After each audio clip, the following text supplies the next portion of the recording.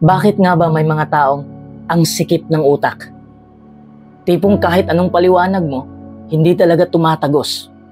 Kahit obvious na ang sagot, todo depensa pa rin sa maling paniniwala. Hindi ba kayo napapagod? Kung isa ka sa mga nababaliw sa mga taong ayaw makinig, ayaw tumanggap ng bago, at feeling laging tama, welcome sa video na to.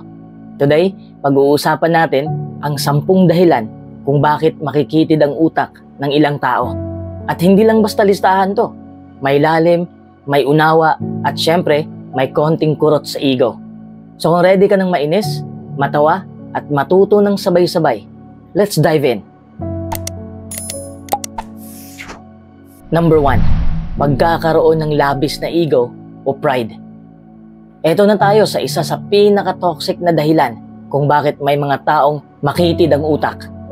Ang labis na ego o pride. Alam mo yung mga taong ayaw mapahiya? Ayaw i-admit na mali sila kahit pa halatang halata na. Yun, sila yun.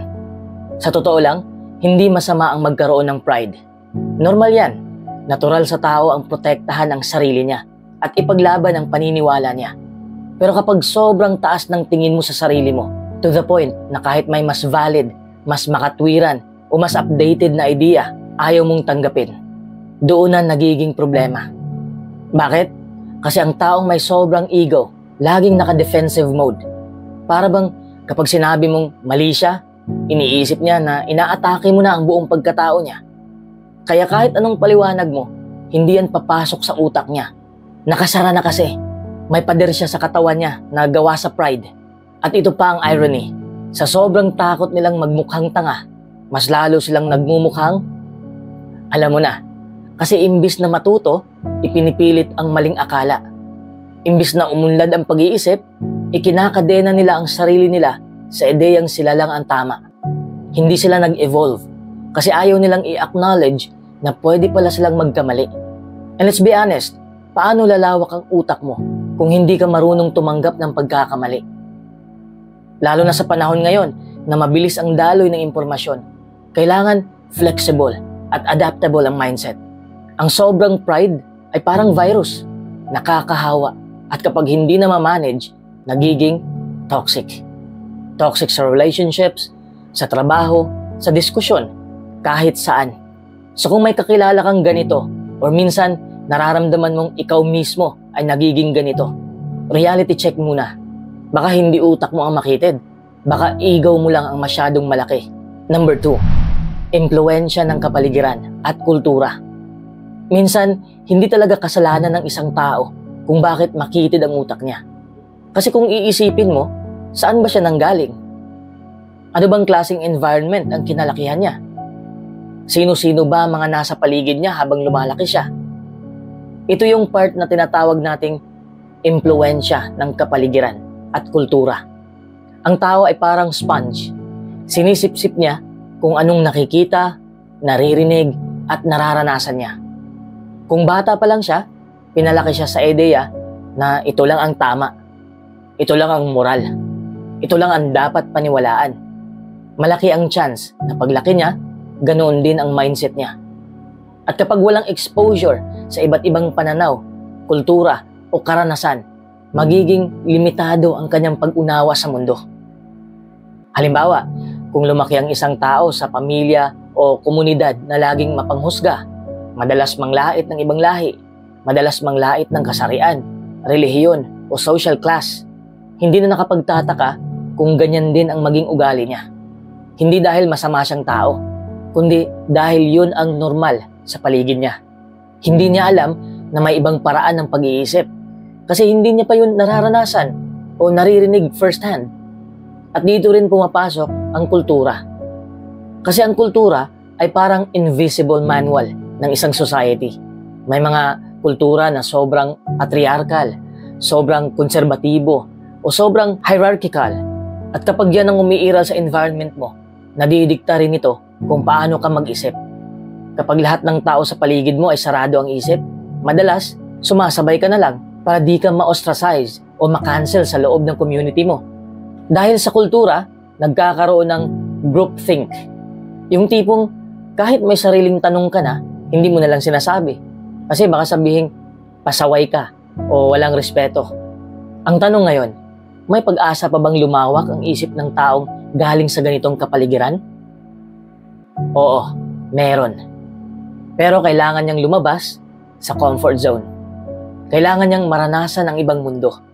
Ibang pananaw, ibang tao, ibang diskurso.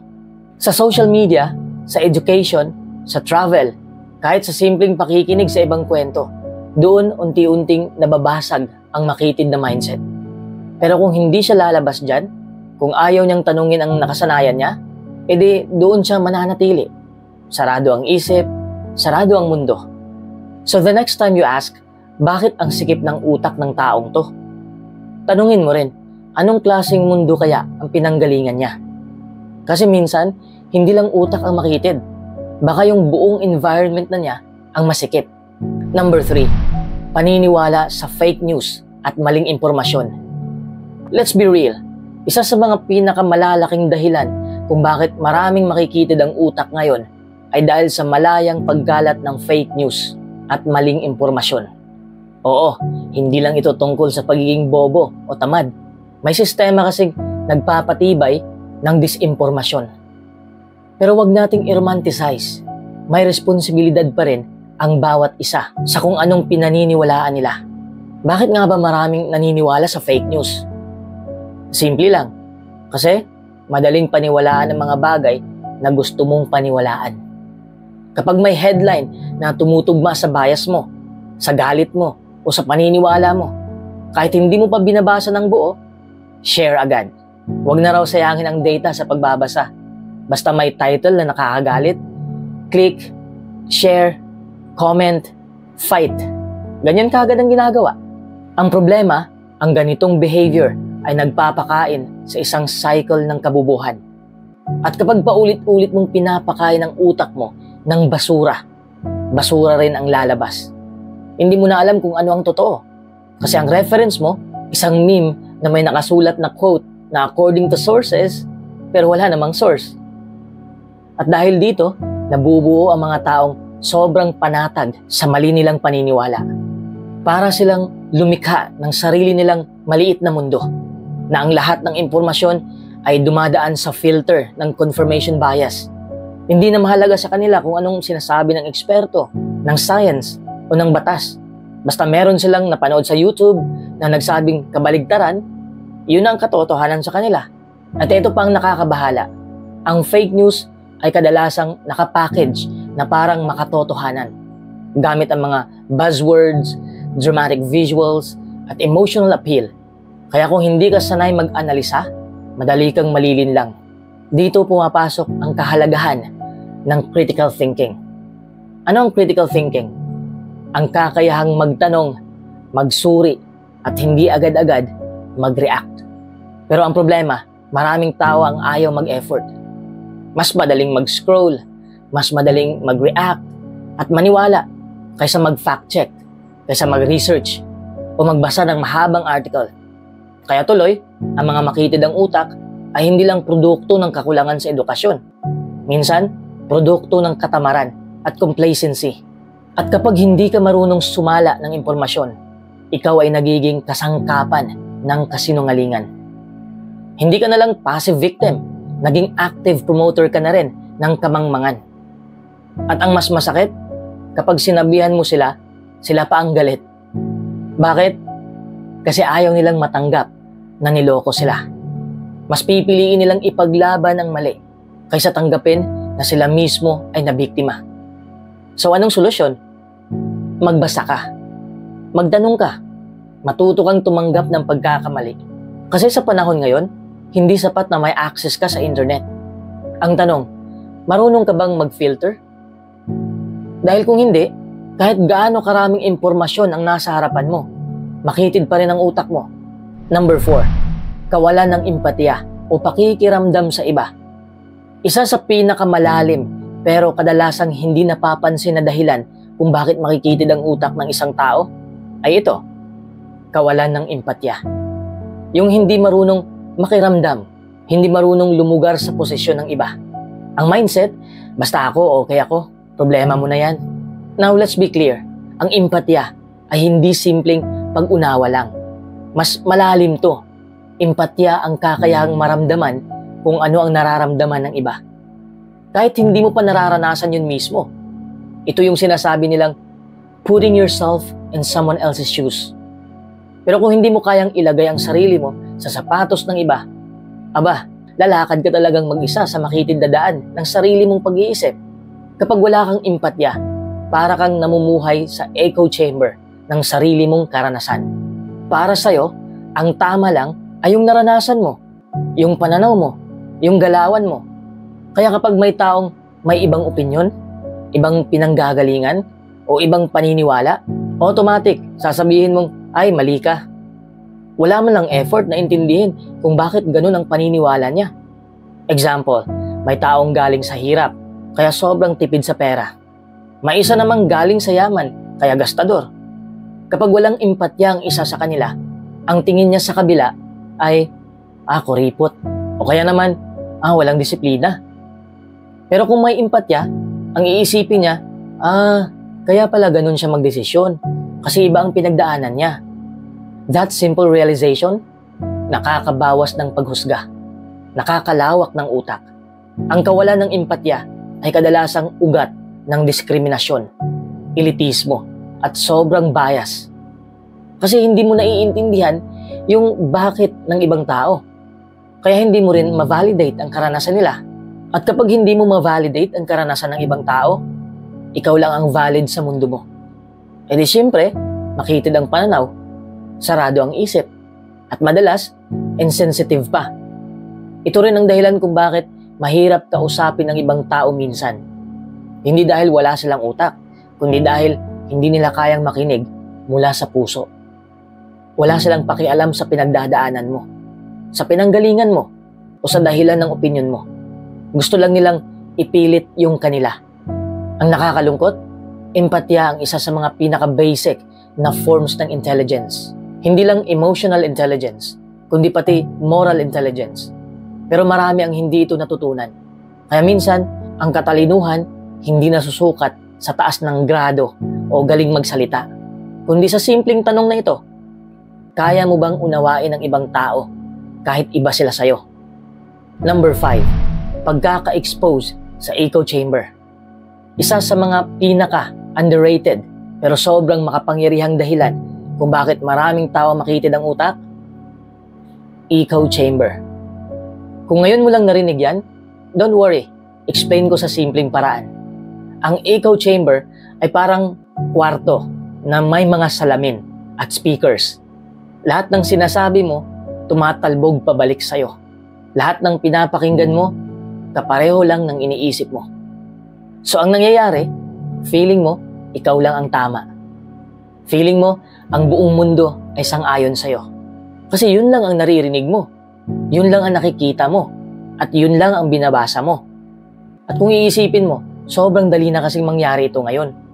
Sa social media, ang algorithm ay nakadesign para ipakita lang sa'yo ang mga bagay na gusto mong makita. Kung pro isa kang panig, puro ganun ang feed mo. Kung naniniwala ka sa conspiracy theory, puro ganun ang i-recommend sa'yo. At kapag araw-araw mong nakikita ang parehong ideya, parehong opinyon, parehong balita, unti-unti mong iniisip na yun lang ang totoo. Yung iba, fake news na agad sa'yo. Troll, bias, tanga. Ang problema sa echo chamber ay hindi lang basta di mo naririnig ang kabilang panig, kundi pati pagkakataon mong magbago, matuto, at mag-adjust, nawawala na rin. Parang naka-blindfold ka na kahit nakadilat ka. May pandinig ka, pero selective. At habang tumatagal, lumiliit ng lumiliit ang mundo mo hanggang sa ikaw na lang ang tama at lahat ng iba ay kalaban mo. Masakit man, pero ang tao sa echo chamber ay hindi marunong magtanong. Hindi marunong mag-doubt sa sarili. At hindi marunong makinig unless pareho kayo ng sinasabi. Sobrang layo nun sa tunay na katalinuhan. Kasi ang tunay na matalino, hindi natatakot makinig sa ibang panig. Hindi agad nagagalit sa kontra-opinyon. Marunong magbasa, marunong magtanong at mag-isip bago humusga. At ito ang real talk. Kung gusto mong lumawak ang utak mo, kailangan mong umalis sa echo chamber mo. Kailangan mong i-challenge ang sarili mong paniniwala paminsan-minsan. Hindi para mawalan ka ng paninindigan, kundi para siguraduhin mong hindi ka lang basta sumusunod, kundi umuunawa. Number 6, kawalan ng karanasan sa buhay. Alam mo yung mga taong napaka-strong ng opinion, pero halatang never pa nakalabas sa comfort zone. Yung tipong malakas manghusga ng ibang tao, pero kung tutuusin, hindi pa nga nakaranas ng tunay na hirap, tunay na sakripisyo, o tunay na banggaan ng realidad.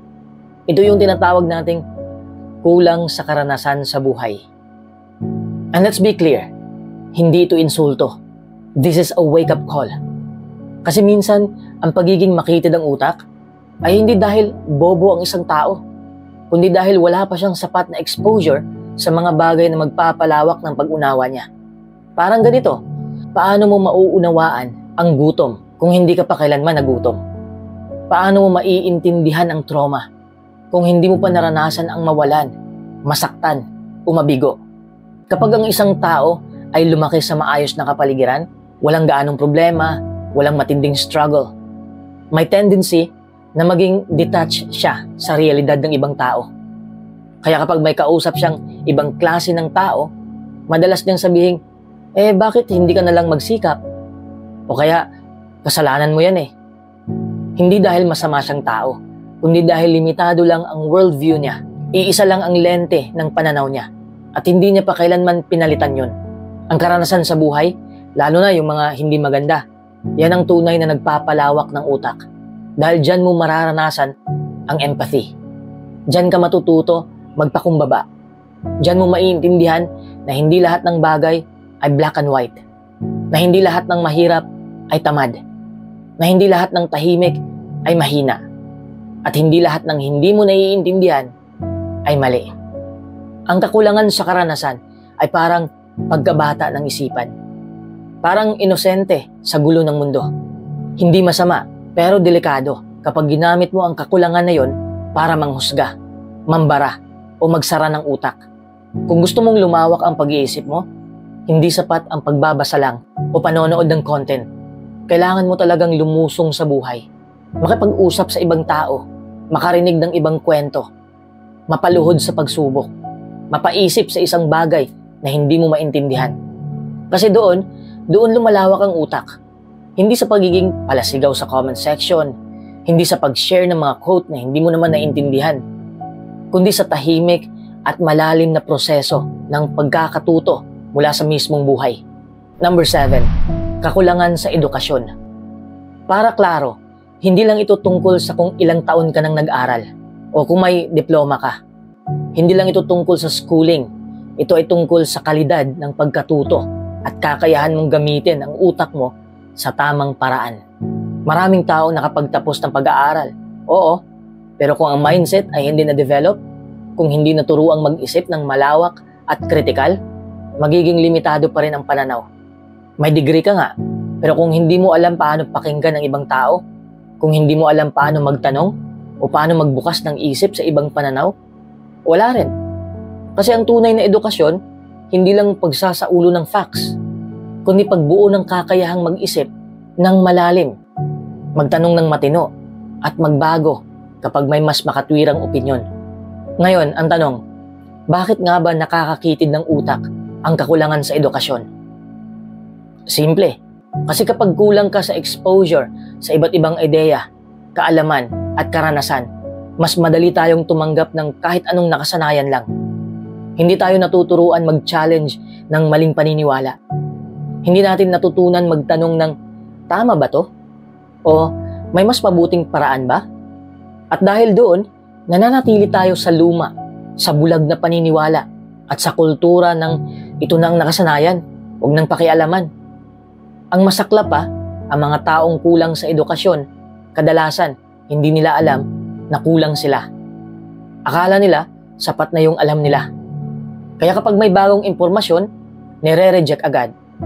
Hindi dahil ayaw nila ng katotohanan, kundi dahil hindi sila sanay humarap sa ideyang taliwas sa kanilang worldview. Kaya madaling maapektuhan ng fake news, madaling magpaloko, madaling magpakulong sa echo chamber. At huwag nating kalimutan ang role ng sistema.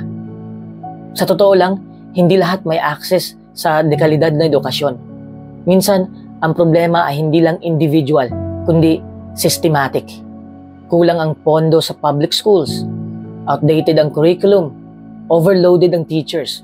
So nagkakaroon tayo ng henerasyon ng mga kabataang hindi naturuang maging critical thinkers, kundi tagatanggap lang ng utos at impormasyon.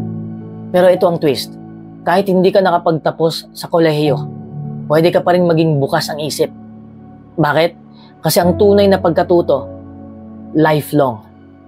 Ang utak, parang muscle. Kailangan pinapagana, pinapalawak, at ini-expose sa iba't ibang ideya. Sa panahon ng internet, wala ka ng excuse para hindi matuto. Nasa iyo na kung pipiliin mong gamitin ang utak mo o hayaan itong mabulok sa paniniwala mong ikaw na ang may alam sa lahat. So kung may kakilala kang sobrang sarado ang isip, tapos sinasabi pa, ganyan kami pinalaki. O, yan ang tinuro sa amin eh. Sabihan mo, hindi excuse ang kinalakihan mo para manatili kang makitid ang pananaw. May utak ka, gamitin mo. Number 8, pagkakakulong sa tradisyon at pananampalataya. Isa sa pinakamabigat pero madalas hindi napapansin na dahilan kung bakit makikitid ang utak ng ibang tao ay yung pagkakakulong sa tradisyon at pananampalataya. At bago tayo mag-react, linawin natin, hindi kasalanan ang maniwala. Hindi masama ang pagiging espiritual o pagiging tapat sa kultura. In fact, ang tradisyon at pananampalataya ay may ganda. Nagbibigay ito ng identity, ng values, ng community. Pero ang problema, nagsisimula kapag nagiging panakip-mata na siya sa realidad. May mga tao kasing halos ituring na batas ang lahat ng nakagisnan. Tipong, ganito kami pinalaki. O, ganito ang turo ng simbahan. O, ganyan ang tama base sa kultura namin. Period. Walang tanong, walang diskusyon, walang update. As if ang mundo ay tumigil sa year 1800. Pero hindi ganun ang mundo. Nagbabago ang panahon. Umaangat ang level ng kaalaman. At lumalawak ang pagkakaintindi natin sa moralidad, sa karapatang pantao, sa agham, sa kalusugan, sa gender, sa environment. Lahat ay nagbabago. So kung kapit-tuko pa rin tayo sa paniniwalang hindi na akma sa kasalukuyan, sino ang talo? Tayong lahat. Halimbawa, may mga tradisyon na mapang-api sa kababaihan, pero pinapasa pa rin. Kasi ganito ang nakasanayan eh. May mga religious beliefs na ginagamit pang-justify ng diskriminasyon, imbis na pagmamahal.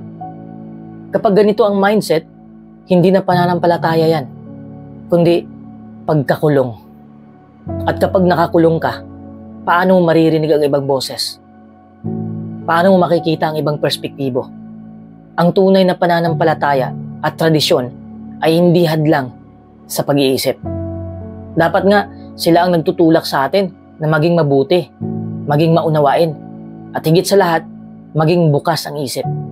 Pero kung ginagamit ito bilang excuse para isara ang utak sa bagong impormasyon, hindi na siya wisdom. Nagiging bias na siya. At masama pa, self-righteous bias. Hindi porket matanda ang paniniwala, tama na ito. At hindi rin porket uso, mali na agad. Ang susi ay pagninilay, pagsusuri. Dapat nating tanungin, ito bang pinaniniwalaan ko ay nakakatulong sa akin at sa ibang tao? O ginagamit ko lang ito para husgahan ang hindi ko naiintindihan? Sa panahon ngayon, mas kailangan natin ng pananampalatayang may puso at tradisyong may katwiran. Hindi yung basta-basta na lang sumusunod dahil lang sa takot, kahihiyan o pressure ng nakararami. Kasi sa totoo lang, hindi hadlang ang paniniwala sa malawak na pag-iisip. Maliban na lang kung pipiliin mong gamitin ito bilang pader, hindi bilang bintana. Number 9, takot sa pagbabago. Ito classic. Maraming taong makitid ang utak dahil takot silang magbago. Takot sa pagbabago. At hindi lang ito simpleng ayoko ng bagong bagay. Ito ay mas malalim. Ito ay takot na ugat ng maraming insecure. defensive, at close-minded na behavior ng mga tao. Think about it. Ang pagbabago, laging may uncertainty. Ibig sabihin, may posibilidad na mali ka. May chance na hindi gumana ang bagong sistema. May chance na matalo ka sa debate. At para sa ibang tao, lalo na yung sanay laging tama, yung komportableng-komportable sa mundo nila, malaking threat yan. Kaya ang natural nilang reaksyon, tumanggi, mag-deny, mag-resist. Para silang taong ayaw buksan ang bintana kasi baka pumasok ang hangin kahit ang init-init na ng kwarto. Ang takot sa pagbabago ay parang invisible leash. Akala mo malaya ka, pero totoo niyan, kinukontrol ka ng takot. Takot mawala ng kontrol. Takot mawala ng identity. Takot na baka mas may alam pala ang ibang tao kaysa sayo. Kaya imbis na subukan ng bago, mas pipiliin pa nilang kapitan ang luma kahit alam nilang may mas maganda ng alternatibo. Ito rin ang dahilan kung bakit maraming tao ang hirap tumanggap ng ibang opinyon, bagong impormasyon o makabagong paniniwala. Kasi ang pagtanggap niyan ay parang pag-amin na mali pala ako dati. And let's be real, hindi lahat handang humarap sa ganong katotohanan. Mas madali kasing magbulag-bulagan kaysa harapin ang discomfort ng personal growth. Example, yung mga taong ayaw sa bagong ideya kasi hindi yan na nakasanayan eh. O di kaya'y sinasabi nilang ganyan kami pinalaki eh. O kaya wala namang ganyan noon, bakit kailangan ngayon? Laging may resistance. Pero kung totoo tayong open-minded, dapat hindi natatapos ang utak natin sa nakasanayan. Dapat marunong tayong magtanong, bakit nga ba hindi? Di ba? Ang ironic pa dito, karamihan ng growth sa buhay ay nangyayari sa pagbabago. Walang matututo kung walang risk. Walang pag-unlad kung puro safe zone lang. So kung ang mindset mo ay basta ganito na lang tayo, huwag mong asahan na lalaki ang mundo ng pananaw mo. Kasi paano lalawak ang isipan mo kung ayaw mong buksan sa bago? At kung ikaw mismo ay may takot sa pagbabago, hindi pa huli ang lahat. Ang unang hakbang ay awareness. Hindi masamang matakot. Ang masama kung hahayaan mong ang takot na yon ang magdikta ng limitasyon ng utak mo. Number 10, sadyang sarado ang pag-iisip. Alam mo kung sino ang pinakamahirap kausap? Hindi yung mali ang alam. Hindi rin yung kulang sa impormasyon. Ang pinakamahirap kausap ay yung ayaw talagang makinig. Yung sadyang sarado ang isip. Parang vault na wala kang susi. At kahit ikaw pa ang may dalang katotohanan, hindi nila yan tatanggapin. Ito yung tipo ng taong hindi na nagre-reflect, hindi na nagtatanong, hindi na nagda-doubt kahit sa sarili nila. Sila yung parang may sarili silang mundo. At sa mundong yun, sila lang ang tama. Kahit may evidence, kahit may logic, kahit buong barangay na ang nagsasabing, "Hoy, may mas magandang paraan." Wala, hindi mo sila magagalaw. Kasi hindi na bukas ang isip nila. Isinara na nila. Nilagyan pa ng padlock. Tapos tinapon ng susi. At alam mo kung anong root cause nito? Hindi lang katigasan ng ulo, kundi ayaw nila ng discomfort. Kasi aminin natin, ang pagbubukas ng isip ay hindi madali. It requires humility. It requires courage. At higit sa lahat, kailangan mong tanggapin na maaaring mali ka. At para sa iba, yan ang ayaw na ayaw nilang gawin. May mga tao talagang nabuo ang buong pagkatao nila sa isang paniniwala, isang kultura, o isang narrative. Kapag pinakialaman mo yon, parang binuwag mo na rin ang identity nila. Kaya para sa kanila, mas madaling isara ang pinto ng isipan kaysa harapin ang ideya na baka kailangan na nilang magbago. Pero itong mahirap, kapag sarado na ang isipan mo, tumitigil na rin ang paglago mo bilang tao. Hindi ka na natututo. Hindi mo na maririnig ang ibang boses. Hindi mo na kayang umunawa ng karanasan ng iba. Nagiging makitid ang mundo mo. At ang mas masaklap, nagiging pabigat ka pa sa mundo ng iba. Ang taong sarado ang isipan ay parang lumang radyo. Paulit-ulit lang ang tunog. Sira pa ang signal. Hindi na tumatanggap ng bagong frequency. Samantalang ang tunay na matalino, ang tunay na may malawak na pangunawa, ay laging bukas sa ideya na baka may mas magandang sagot. So kung gusto mong lumawak ang utak mo, simple lang, buksan mo ang isip mo. Pakinggan mo ang iba. Kilatisin mo ang katotohanan. Tanggapin na minsan hindi mo alam ang lahat. Kasi minsan, sa pagbubukas mo ng isip, doon nagsisimula ang tunay na katalinuhan. So ayun na nga, minsan ang makitid na utak, hindi dahil sa talino, kundi sa attitude. Minsan dahil sa pride. Minsan dahil ayaw lang talagang makinig. At ang masakit, marami sa kanila, hindi nila alam na sila na pala yun. Pero tandaan mo, hindi pa huli ang lahat. Lahat tayo may blind spots, may biases. Ang importante, marunong tayong makinig, magtanong, at tumanggap ng bago. Kasi sa panahon ngayon, hindi na sapat na matalino ka. Kailangan bukas din ang utak mo sa ideyang pwedeng may mas tama pa sa'yo. Mas malawak na pag-iisip, mas malalim na pag-unawa, mas maayos na mundo. Kung may natutunan ka sa video na to, o kung may kilala kang dapat mapanood to, alam mo na kung sino yan, i-share mo na. Like, comment, at subscribe para sa mas marami pang content na hindi lang basta nakakaaliw, kundi nakakaisip din. Hanggang sa susunod, stay smart, stay open, at huwag masyadong makitid ang utak.